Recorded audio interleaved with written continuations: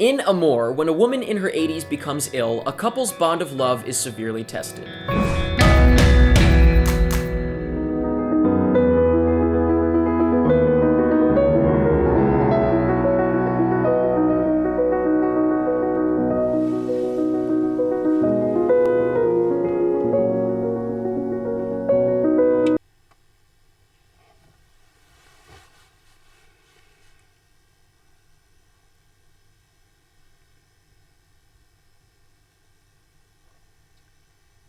I had heard very good things about Amour, but what really drew me in was the fact that it was directed by Michael Haneke, if that's how you pronounce it. I don't know, but I do know that I'm a fan of him. And I didn't know exactly what to expect going in because I read that it was a romance, but it was a drama, and so I didn't know if it was going to be...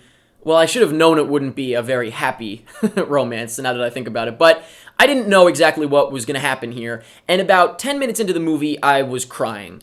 I knew I was in for a pretty bleak experience, and while it is devastatingly sad, it is a very good movie. I love how kind of raw it is, and I love how just bare bones it is. Like, here you go, no sugarcoating, this is it, this is what happens, and that is what Michael Haneke, once again, if that's how you pronounce his name, is really good at. That's what he does best, I think. But let's get a little more in-depth with Amour, starting off with the plot, which I, like I said, wasn't really sure what to expect, but as it turns out, it's basically about a woman who's getting old and kind of just starting to fall apart, and her husband is taking care of her. That's the premise, and you can imagine, done right, and it can be very sad. And I have to say that there are kind of, almost happy things, more like hopeful things about it because of the fact that the husband stays by her side, but it is very sad and very, very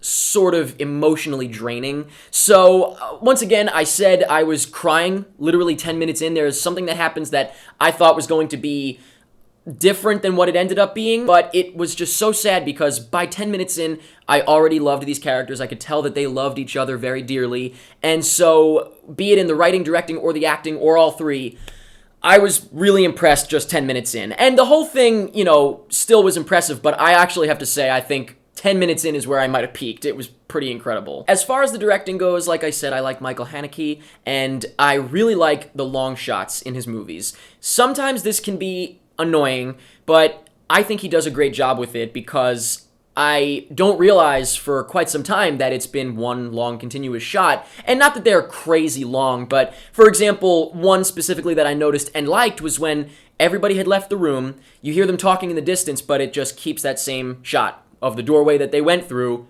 Everybody's gone.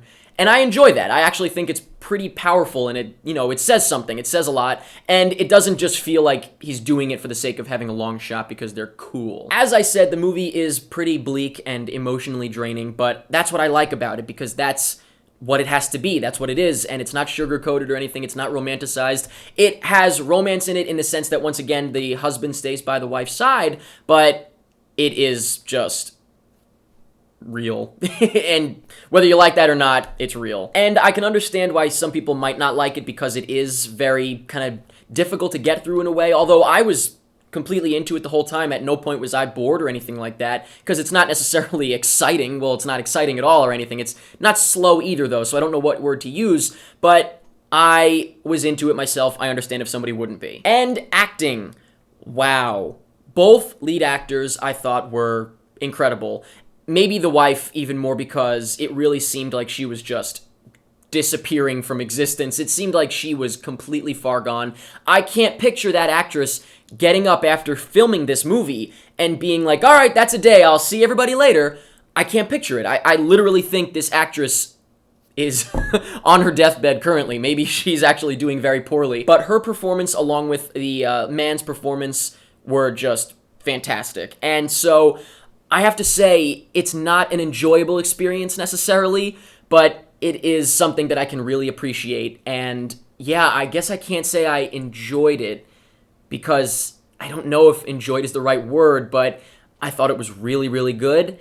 and I'm really glad I checked it out. But I am very curious as to your thoughts on Amour. Let me know in the comments what you thought of it. Did you like it? Did you hate it? Do you feel very differently than me, or do you feel the same? Did you think it was a beautiful, happy story? Because, like I said, I feel like you could kind of find some happiness in it, in the sense of the loyalty, once again. But I can understand that. I thought it was a pretty sad story. Let me know what you thought of the acting. Let me know what you thought of the woman's performance, and just let me know anything that you want about Amour. Once again, I'm very curious as to your thoughts, so please definitely let me know.